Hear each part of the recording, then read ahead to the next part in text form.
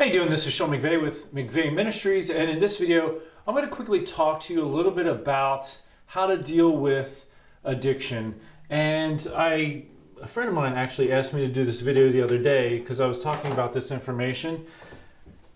Let's start with taking a look at what causes addiction. How does this even happen?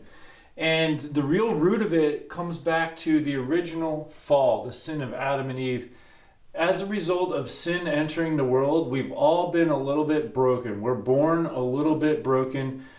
And this is how that translates into our daily experience. Let me draw a little person here. Actually, let me switch up colors.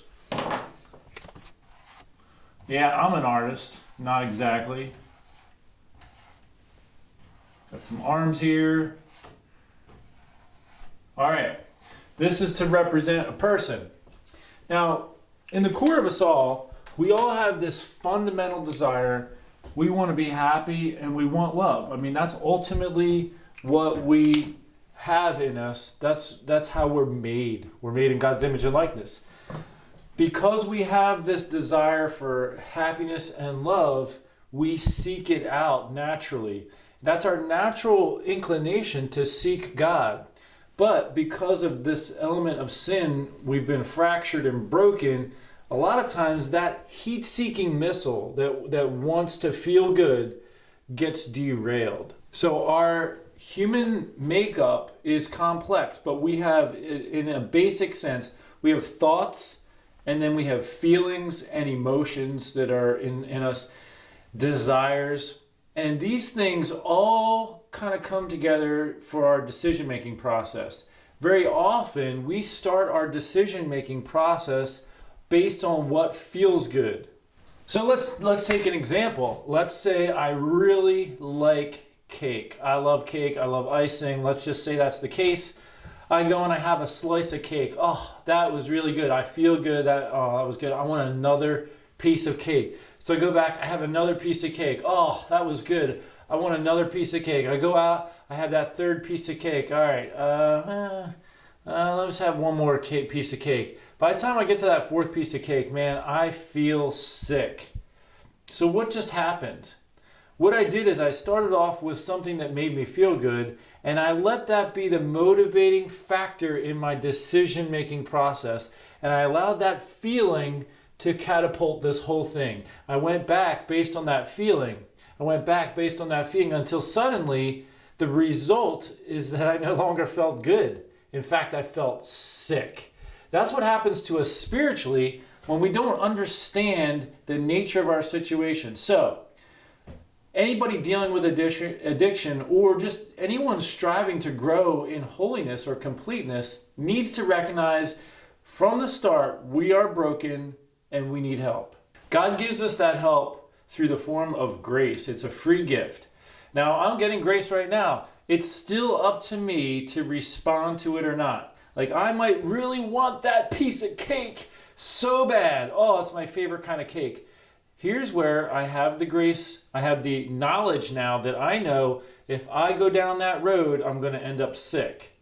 And what I need to do is act with virtue. So let's put that word on the board. All right, I don't have the best writing, I apologize, but hopefully you can follow along. So we're dealing with sin. God gives us that free gift of grace. That great gift of grace is strengthened when we pray, when we read the Bible, things like that, when we go to Mass and receive the sacraments. But ultimately, we need to realize our point in all this is we need to strive for virtue. So we live in a culture right now that says, do whatever makes you feel good. You know, if this relationship isn't making you feel good anymore, look for a different one, or however that plays out. But that really is a disordered approach to our disordered situation. So we need to recognize from the start we're a little bit broken due to the original sin.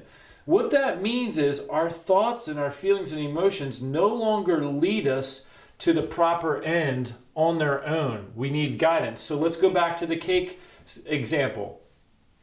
I need the virtue of prudence. I need to look at that and say, okay, I know I really like cake And if I even start eating cake, I'm going to go overboard and I'm going to end up sick.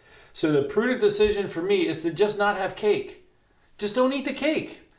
And what the end result is, although there's a struggle in overcoming that broken, disordered desire, once I develop the habit, and that's what virtue is all about, it's developing good habits. Once I develop the habit, it no longer has control over me. That cake, I just look at it and I dismiss it and I keep going in my life. I often use this example when I'm teaching.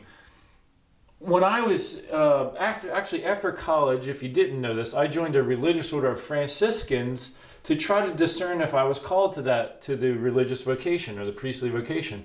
I was not. I feel like God was calling me to the marriage vocation, not as some broken default, but that He had a plan. God had a plan for my life, and it involved that vocation, and I was grateful, and I lived that vocation. But while I was in the religious order, at one point in time, they sent me to live in London, England. And in the evenings, I would often take walks and go through the area. And they had this one area near the train tracks or the tube line, whatever. They had these massive power lines, big, huge metal structures, and way, way up at the top were the heavy voltage power lines. Now, around 12 feet or 10 feet off the ground was that wicked razor wire that you see like around prisons, and it was all around the base of that big tower. Now, that razor wire is a lot like the moral teachings of the church. For example, the Catholic Church teaches us that we should not have sex outside of marriage. That is a teaching of the church. That is the razor wire. So now, what would happen if the razor wire wasn't there and I decided I wanted to go have some fun and climb that huge tower? Well, I could climb that tower, slip and fall to my death, or get electrocuted and kill myself. But having the razor wire there, although it looks ugly, it prevents me from even considering it. Like, I'm not going to mess with that. I'm just going to keep going and enjoy my life. And I can enjoy everything going on around me. I'm not getting stuck in that temptation. So that's what the moral teachings of the church tell us. Getting back to that whole concept of following what feels good, we have a tendency to do that. And in fact, it says in the Catechism of the Catholic Church that our passions incline us towards sin. That's why you see a lot of sins like adultery, fornication, those sexual sins. Hey, it's a good thing. God made it good, and it's something that feels good to us. But when we take it out of the context of that committed relationship in marriage, which it's intended for, that's where it begins to break us down. And it leads us away from God. It leads us into a place of brokenness even more. So that immediate gratification ends up in that sick place, sometimes spiritually. Going back to the cake example, when I ate all those pieces of cake, I was sick at the end. So getting back to the idea of dealing with an addiction or something that you struggle with, you need to start off by recognizing the brokenness that's there, but that God is granting grace. And what you need to strive for is making virtuous decisions. You got to try to promote virtue. And that's not an easy path. It's a path of challenge, and it takes dedication, perseverance. Imagine training for the Olympics. This is like the highest level of athletic skill. To really compete there, you got to work hard. You got to make sacrifices. And that same concept comes into play for all of us when it comes to the topic of virtue. So, just start small with yourself. Let's take the cake example one more time. Let's say that's my struggle. Okay, and let's say that this time I go and I eat 3 pieces of cake and I start to feel that sick feeling as I'm getting through that third piece. I messed up. Well, I would encourage you, don't necessarily beat yourself up, because that's what we have the tendency of doing. I think if we look at Jesus, if we look at God, He loves us. He's like our big brother. Jesus, in a sense, He's like our family member. He tells us that in Scripture. Now, if my big brother, my family member, loves me as I'm imagining, He doesn't want to condemn me. He wants to encourage me. He's going to lift me up. So imagine Jesus saying, hey, okay, all right, we've got a challenge on our hands. Let's work at it. Today, you fell short. That's the reality. But let's get right back up. Let's keep going. If you sit there and beat yourself up, you're not going to have the energy for the next time that challenging choice is presented to you. When you need to act in virtue, you're going to be too worn out from beating yourself up and struggling now. So take a deep breath. Okay, today I messed up. Tomorrow is a new day. So the next time, here comes that little challenge with cake. Now for right now, maybe it's best for me to just not even have any, just so that I can get out of that habit.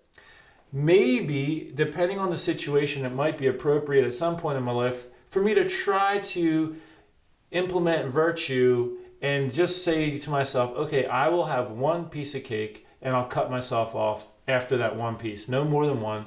Now, if I'm able to do that and I'm able to live freely in that, okay. But a lot of times, if it's a struggle, you're better off just living without it.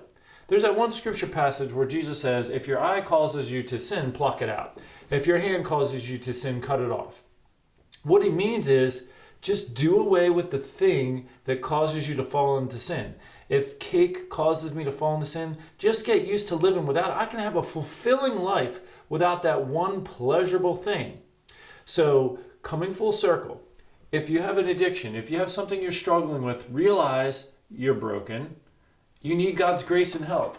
Turn to God in prayer, but also know God's giving you the grace you need. Don't expect him to make it easy.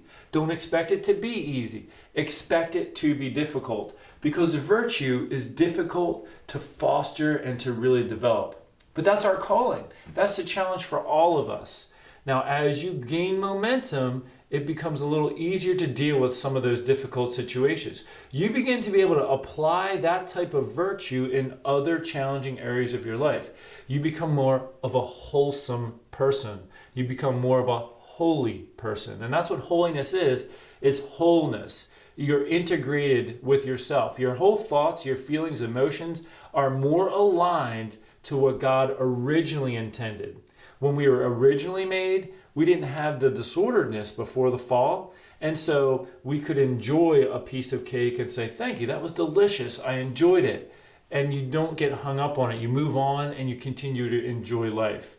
Our brokenness tries to hold on to the feeling because we're trying to fill the void that really is created for God. That heat-seeking missile I referred to in the beginning, we want God.